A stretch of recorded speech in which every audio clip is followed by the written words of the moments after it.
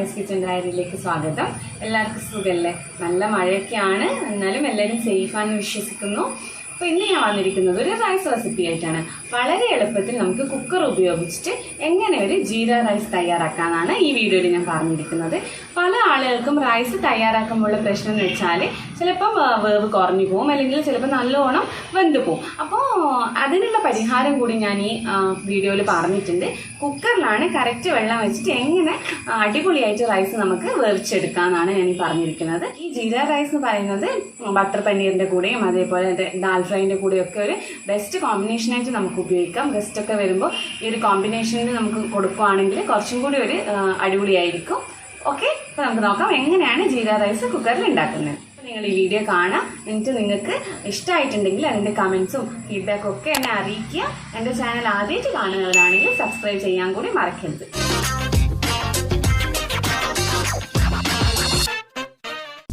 Jeera rice ഉണ്ടാക്കാൻ തുടങ്ങാം. അതിനായിട്ട് ഞാനിവിടെ ബസ്മതി റൈസാണ് എടുത്തത്. ഇന്ത്യ ഗേറ്റിൻ്റെ ബസ്മതി റൈസ് 1 ഗ്ലാസ് അരിയാണ് ഇതുള്ളത്. ഇത് നന്നായിട്ട് കഴുകി 20 മിനിറ്റ് സോക്ക് ചെയ്തതാണ്. ഇത് നന്നായിട്ട് വെള്ളമൊക്കെ വാർന്നിട്ടാണ്. അപ്പോൾ നിങ്ങൾ റൈസ് ഉണ്ടാക്കുന്നതിനെക്കാട്ട് മുന്നേ ഇത് റെഡിയാക്കി വെക്കണം. അപ്പോൾ നമ്മൾ ഇന്ന് കുക്കറിലാണ് റൈസ് ഉണ്ടാക്കുന്നത്. അപ്പോൾ നമുക്ക് നോക്കാം എങ്ങനെയാണ് ജീര റൈസ് കുക്കറിൽ ഉണ്ടാക്കുന്നത്. ഞാനിവിടെ ഒരു കുക്കർ വെച്ചിട്ടുണ്ട്. ഇതിലേക്ക് നമുക്ക് 1 ടീസ്പൂൺ ഓയിലും 1 ടീസ്പൂൺ നെയ്യും ഒഴിച്ചു കൊടുക്കാം. നിങ്ങൾക്ക് വേണമെങ്കിൽ 2 സ്പൂൺ നെയ്യ് തന്നെ ഒഴിക്കാം, അല്ലെങ്കിൽ 2 സ്പൂൺ ഓയിൽ ഒഴിക്കാം. അത് നിങ്ങളുടെ താല്പര്യത്തിനനുസരിച്ചിട്ട് ചെയ്താൽ മതി.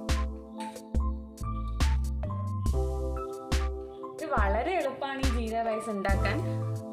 ഈ ചിലപ്പം ജീരകത്തിൻ്റെ ഒക്കെ മണോ അതേപോലെ തന്നെ അതിൻ്റെ ടേസ്റ്റൊന്നും ഇഷ്ടമില്ലാത്ത ആൾക്കാർക്ക് ഇഷ്ടപ്പെടില്ല. പക്ഷെ അതർവൈസ് നല്ലൊരു റൈസാണിത്. അപ്പോൾ ഈ ഒരു സമയത്ത് നന്നായിട്ട് എണ്ണയൊക്കെ ചൂടാകുന്ന സമയത്ത് നമുക്കിതിലേക്ക് സ്പൈസസ് ഇട്ട് കൊടുക്കണം. ഞാനിവിടെ സൺഫ്ലവർ ഓയിലാണ് ഒഴിച്ചത്. ഇനി ഇതിലേക്ക് നമുക്ക് ഒരു ബേ ലീഫ്, പിന്നെ ഒരു 4 ഏലക്കായ്, 3 കറാമ്പൂ, ഒരു കഷ്ണം പട്ട, ഇത്രയും സാധനങ്ങൾ ഇട്ട് കൊടുക്കണം. ഇതിൻ്റെ ഒരു മൂത്ത മണം വരുന്ന സമയത്ത് നമുക്കിതിലേക്ക് 1 ടീസ്പൂൺ ജീരകം കൂടി ചേർത്ത് കൊടുക്കാം.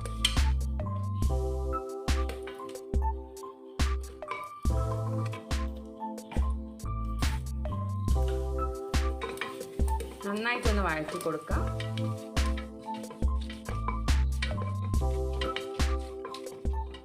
ഇനി നമുക്ക് ഇതിലേക്ക് ഒരു ഉള്ളിയാണ് ചേർത്ത് കൊടുക്കേണ്ടത്. അതായത് ഒരു സവാള ചെറുതായി അരിഞ്ഞത്, ഒരു ചെറിയ സവാളയെ ഞാൻ എടുത്തത്.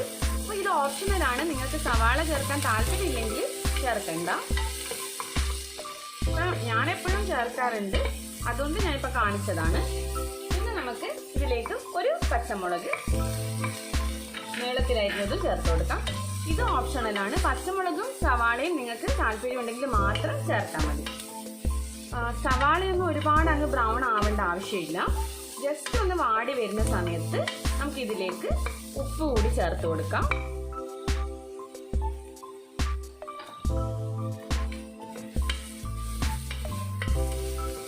ഇനി നമുക്കിതിലേക്ക് എടുത്തു വെച്ചിരിക്കുന്ന റൈസ് ചേർത്ത് കൊടുക്കാം. റൈസ് നന്നായിട്ട് വെള്ളം തോർന്നെന്ന് ഉറപ്പ് വരുത്തണം. അല്ലെങ്കിൽ നമ്മൾ ചെയ്യുന്ന സമയത്ത് വെള്ളം കൂടിപ്പോവുക അല്ലെങ്കിൽ ഒരുപാട് അങ്ങ് വെന്ത് പോവുകയൊക്കെ സാധ്യതയുണ്ട്. അതെപ്പോഴും ശ്രദ്ധിക്കണം. 20 മിനിറ്റ് സോക്ക് ചെയ്തിട്ട് നന്നായിട്ട് വെള്ളം പോയതിനു ശേഷം മാത്രമേ കുക്കറിൽ ഇടാൻ പാടുള്ളൂ. നന്നായിട്ടൊന്ന് വഴറ്റി കൊടുക്കാം. ഇനി ഇതിലേക്ക് നമുക്ക് വെള്ളമാണ് ഒഴിച്ചു കൊടുക്കേണ്ടത്. അപ്പം ഞാനിവിടെ ഈ ഒരു ഗ്ലാസ്സിലാണ് അരി എടുത്തത്. അപ്പോൾ ഈ ഒരു ഗ്ലാസ്സിൽ 1 ഗ്ലാസ് അരിയാണ് എടുത്തത്. അപ്പോൾ വെള്ളം 1.5 ഗ്ലാസ് വെള്ളമാണ് ഒഴിക്കേണ്ടത്. അപ്പോൾ നിങ്ങൾ ബസുമതി റൈസ് ആണെങ്കിലാണ് ഈ കണക്ക്. അതല്ല ജീരകശാല അരി ആണെങ്കിൽ ഡബിൾ ആയിട്ടുള്ള വെള്ളമാണ് ഒഴിക്കേണ്ടത്. 1 ഗ്ലാസ് അരിക്ക് 2 ഗ്ലാസ് വെള്ളം. പക്ഷെ ഇപ്പോൾ ബസുമതി റൈസ് ആയതുകൊണ്ട് 1 ഗ്ലാസ് അരിക്ക് 1.5 ഗ്ലാസ് ചൂടുവെള്ളം ഞാൻ ഇതിലേക്ക് ഒഴിച്ചു കൊടുക്കുന്നത്.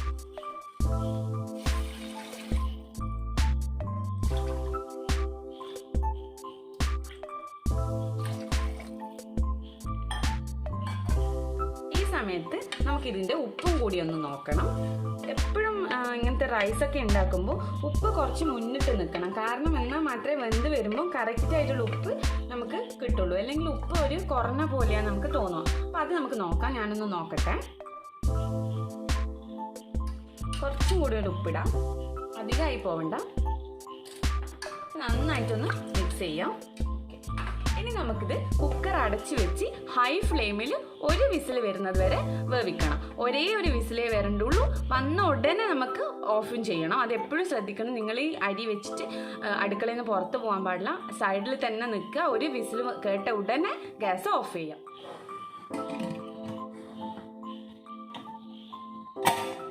വന്നിട്ടുണ്ട്. ഗ്യാസ് ഓഫ് ചെയ്ത് ഇനി നമുക്കിത് പുറത്തേക്ക് ഗ്യാസിൽ നിന്ന് മാറ്റി വെക്കണം. ചൂടിലിരിക്കാൻ പാടില്ല.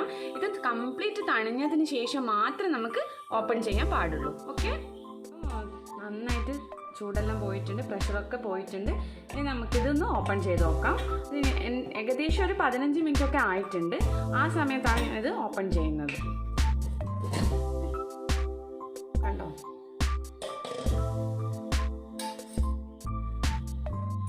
നല്ല അടിപൊളി റൈസായിട്ട് കിട്ടിയിട്ടുണ്ട്. അതല്ലേ, നന്നായിട്ടൊന്നും പറ്റാതെ തന്നെ, ഒന്നിനോട് ഒട്ടാതെ അടിപൊളിയല്ലേ. അപ്പോൾ എല്ലാവരും ഒന്ന് വീട്ടിൽ ട്രൈ ചെയ്യാം. ഇപ്പം ഞാനിതൊന്ന് സെർവിങ് പ്ലേറ്റിലേക്ക് മാറ്റിയിട്ട് കാണിച്ചു തരാം കേട്ടോ. റൈസ് ഞാനിവിടെ ഒരു സെർവിങ് ബൗളിലേക്ക് മാറ്റിയിട്ടുണ്ട്. അതിൻ്റെ മുകളിൽ മല്ലിയില കൊണ്ടൊന്ന് ഗാർണിഷും ചെയ്തിട്ടുണ്ട്. അപ്പം വളരെ സിമ്പിൾ അല്ലേ. അപ്പം എല്ലാവരും ഒന്ന് വീട്ടിൽ ട്രൈ ചെയ്യുക. എന്നിട്ട് കമൻസും ഫീഡ്ബാക്കും ഒക്കെ എന്നെ അറിയിക്കുക. ഇത് ദാൽ ഫ്രൈൻ്റെ കൂടെ ഒരു ബെസ്റ്റ് കോമ്പിനേഷനാണ്. ഞാനിപ്പോൾ കഴിക്കാൻ പോകുന്നത് ദാൽ ഫ്രൈൻ്റെ കൂടെയാണ്. അപ്പോൾ രണ്ടും കൂടി ട്രൈ ചെയ്താൽ അടിപൊളിയായിരിക്കും. ഓക്കെ, അപ്പോൾ പുതിയ വീഡിയോ ആയിട്ട് വീണ്ടും കാണാം. അതുവരേക്കും ബൈ ബൈ. Thank you.